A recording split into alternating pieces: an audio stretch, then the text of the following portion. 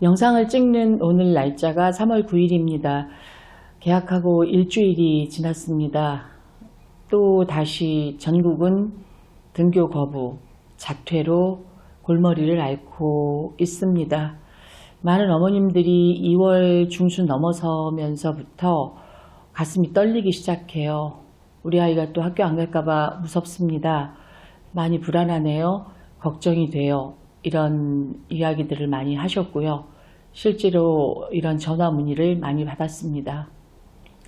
자, 등교 거부. 그러면 단순히 학교를 안 가. 학교를 못 가겠어. 학교를 가려고 하면 무서워. 이것으로 끝나냐? 이것으로 끝나지 않습니다. 등교 거부하는 아이들의 대부분이 다 그런 건 아니지만 자해를 하거나 아니면 담배를 피거나 술을 먹거나 집 밖으로 자꾸 뛰어나가거나 이런 양상들을 좀 같이 보이기도 하죠. 그 중에서도 특히 여학생을 두신 어머님들이 저희 아이가 자해를 했습니다. 이렇게 문의하시는 분들도 꽤 있습니다. 심지어 상담에 접속하신 어머님들은 상담 2회차, 3회차 지나갈 때 박사님 아이가 자해를 했어요. 이러면서 자해한 사진을 찍어서 보내주시기도 합니다. 자해한 사진을 찍어서 보내주시는 이유는 아마 극도의 불안 때문이겠죠. 내 아이가 자해를 했고 병원에 가서 응급처치는 받았는데 붕대를 감은 그 손목에 여전히 핏자국이 남아있고 이런 걸 보시면서 그 극도의 불안감을 해소할 수 없으니까 이제 사진 찍어 보내주시는 거죠. 이럴 때 내가 아이에게 어떻게 해야 되나요? 이렇게 묻고 싶은 거예요. 오늘은 좀 자해에 대해서 이야기를 좀 해볼까 합니다. 등교를 잘하고 또 학교 생활에 문제가 없는 아이들이 어느 날 갑자기 조금 충격적인 일이 있다고 해서 자해를 하는 건 아닙니다. 대개 등교 거부를 하는 아이들이 학교를 가고 싶지만 가지 못하는 본인의 괴로움도 있을 테고 또 그렇게 가지 못하고 있는 자기 자신에 대한 끊임없는 자기 학대 이런 감정도 있을 테고 그리고 나는 왜 이렇게 바보 같지? 나는 왜 온전치 못하지? 왜 애들은 다 하는데 나는 이걸 못하지? 이런 자기 비난도 있겠죠. 이런 감정에 시달리다 보면 자해까지 가게 됩니다. 그럼 자해를 왜 할까요? 자해를 왜 하는지를 아시면 조금 자해하는 아이들을 이해하실 수 있을 것 같아서 이 영상을 찍습니다. 자해를 할 때 아이들이 보통은 마음이 너무 힘들어서 마음이 너무 괴로워서 어떻게 할 수가 없으니까 생각도 정리가 안 되고 올라오는 불안한 감정은 정리가 되지 않으니까 감정 흘려보내기 더더욱 안 되니까 이걸 잊어버리고 싶어서 더 큰 고통을 선택하는 겁니다. 손목에 칼을 대면서 손목에서 느껴지는 그 극심한 고통, 그 고통이 있을 때 마음의 고통이 잠깐 잊어지기 때문이죠. 실제로 통증의학과에서도 똑같은 말을 합니다. 인간이 한 5군데 통증을 느끼긴 하지만 가장 많이 아픈 부위의 통증만을 지각한다. 나머지 4군데는 이 가장 아픈 부위의 통증 때문에 느낄 수가 없다. 이렇게 얘기를 하거든요. 육체의 통증도 마음도 똑같습니다. 너무너무 마음이 아픈데 아이들이 손목에 칼을 대면서 느껴지는 그 쓰라림, 아주 극도의 아픔 이런 게 느껴지면 마음의 고통쯤은 잊혀지기 때문에 아이들은 자해를 합니다. 이게 첫 번째 이유입니다. 그러면 그만큼 이 아이들이 괴롭다는 이야기입니다. 그만큼 자기 자신을 어떻게 할 수 없을 정도로 고통스럽다는 이야기입니다. 근데 어머님들은 일단 자해를 했다는 그 사실 때문에 아이가 얼만큼 고통스러운지 이것보다는 도대체 제가 왜 그랬을까? 왜 이런 짓을 하지 우리 아이가? 이런 식으로 바라보실 확률이 높습니다. 또 하나의 가능성은 내가 나를 너무나 혐오해서 내가 나를 너무나 끔찍하게 싫어해서 나는 사랑받을 자격도 없고 나는 인간 이하의 취급을 해도 마땅한 아이이고 나는 살 가치도 별로 없고 이런 생각을 하는 아이들이요. 자기 자신을 사랑할 수 없는 아이들이 자기 파괴적인 행동을 하는데 자기 파괴적인 행동으로 선택하는 게 일종의 자해입니다. 이런 경우에도 막기가 참 어렵습니다. 아무리 부모님들이 옆에서 너 자신을 사랑해라, 넌 귀한 딸이다, 엄마에게 너는 소중한 딸이다 이렇게 얘기해 주신다고 해도 아이들의 자해는 멈추지 않습니다. 어머님들이 오해하시는 게 아이들이 극도로 우울해서 자해한다고 생각들을 하세요.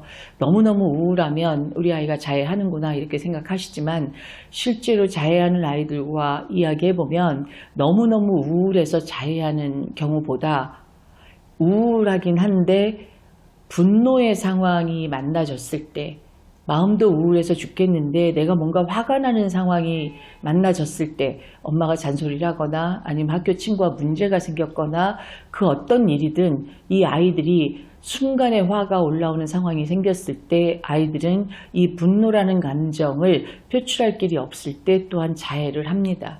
단순히 우울하기 때문에 자해를 하는 건 아닙니다. 물론 우울해서 자해하는 케이스도 있죠. 그런데 그 우울을 바탕으로 우울 위에서 이 아이들이 어떤 감정을 느꼈느냐를 들여다보면 그건 결국 분노에 따른 결과입니다. 자, 이렇게 자해하는 경우도 있죠. 또 아주 흔하게는 그 유행처럼 다른 아이들이 자해를 하니까 일종의 이것도 신드롬처럼 아이들이 슬쩍슬쩍 자기 피부를 좀 칼로 긁어보기도 하고 상처를 일부러 내보기도 하고 이런 자해도 있을 수 있습니다. 어떤 거라고 하더라도 지금 이 모든 것들이 아이들이 아이들 스스로를 아끼고 내가 충분히 살아갈 가치가 있고 나는 존중받아야 마땅한 사람이고 라는 생각을 한다면 이런 일은 하지 않겠죠. 근데 이런 일을 하고 있는데 아이들은 이렇게 자기 스스로를 망치고 그 씻을 수 없는 상처를 스스로에게 입히고 또 부모는 이것 때문에 끊임없이 공포스럽고 집 밖 외출조차도 내 아이가 무슨 일을 저지를 것만 같아서 쉽지 않고 이런 상황이 계속 반복되고 있다라고 그러면 지금 무엇을 하셔야 되는지 그걸 말씀드리겠습니다. 자해하는 아이를 붙들고 울면서 너 이러지 마. 엄마가 너 너무 많이 사랑하는데 너 왜 이래. 이렇게 얘기하시면 아이들의 죄책감만 더 커질 겁니다. 또 엄마가 읍소하면서 울고 있는 그 모습을 아이들이 볼 때 아이들 안에는 말로 표현할 수 없는 수치심이 자라나게 될 겁니다. 그래서 자해하는 아이를 보시면 또 내 아이가 자해를 했다면 그런 아이를 데리고 응급실을 다녀오셨다면 절대적으로 제일 먼저 하셔야 될 건 부모님이 최대한 마음의 안정을 찾으셔야 된다는 겁니다. 마음이 안정되어 있지 않은 상태에서 아이에게 내뱉는 모든 말들이 아이에게는 상처가 될 겁니다. 마음이 안정되지 않은 상태에서 아이에게 하는 모든 말들은 비난이 될 수도 있습니다. 내가 널 어떻게 키웠는데 너 이런 짓을 하니? 어떻게 엄마가 너 함부로 키우지 않았는데 넌 너를 이렇게 함부로 하니? 너 이렇게 하면 엄마가 마음이 얼마나 아픈지 넌 생각이나 해봤니? 이 모든 말들은 결국은 아이 중심의 말이 아니라 나의 마음을 알아봐 달라는 말입니다. 내가 널 어떻게 키웠는데 너 나한테 이렇게. 이것도 비난이죠. 너 되게 귀한 아이야. 나 너 귀하게 키웠어. 이러지 마. 엄마 이러면 너무 속상해. 여기에도 내가 속상해라는 의미가 전달될 뿐인 거지 너 너무 많이 아팠겠구나. 이건 없는 겁니다. 그러니까 이런 아이를 보셨을 때 응급처치하고 엄마가 해야 될 일은 최대한 마음의 안정을 찾으시고 마음이 안정된 상태에서 왜 그랬니? 얼마나 많이 아팠니? 무엇 때문에 이런 일까지 하게 됐니? 엄마가 널 어떻게 도와주면 되겠니? 라고 차분하게 이야기하십시오. 정말 차분하게. 엄마가 널 정말 돕고 싶어. 어떻게 하면 널 도와줄 수 있을까? 엄마는 그게 너무 많이 아프다. 널 도와줄 수 없어서 엄마는 너무 슬프다. 이렇게 이야기하십시오. 아이 중심으로 그렇게 이야기하십시오. 너 때문에 내가 아프고 너 때문에 엄마는 속상해 죽겠고 너 때문에 나는 지금 어떻게 할 줄 모르겠고 너 때문에 난 너무 억울하고 이런 메시지를 던지지 마십시오.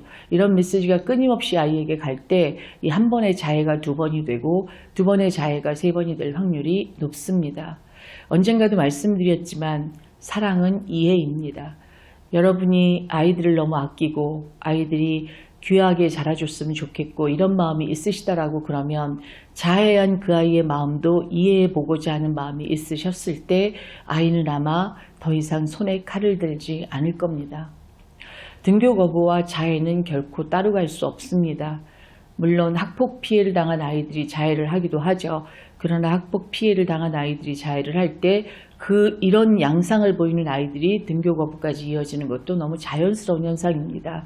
우리는 하나를 놓고 그 한 가지 현상의 해결책을 찾을 수 없습니다. 이 모든 것들을 종합적으로 봐야 되는 거고 그 가운데서 제가 특별히 오늘 자해를 말씀드린 이유는 이게 아이들이 한순간에 한순간에 잘못된 생각으로 단순히 자해로 끝나고 응급실 가서 봉합하는 정도로 끝나지 않을 수도 있기 때문에 이렇게 간곡하게 부탁드립니다.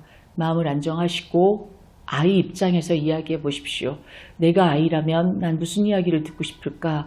그 아이가 듣고 싶어하는 말을 할 수 있는 어머님들이 되신다고 하면 그렇게 끔찍한 상황은 만나지 않으실 수 있습니다.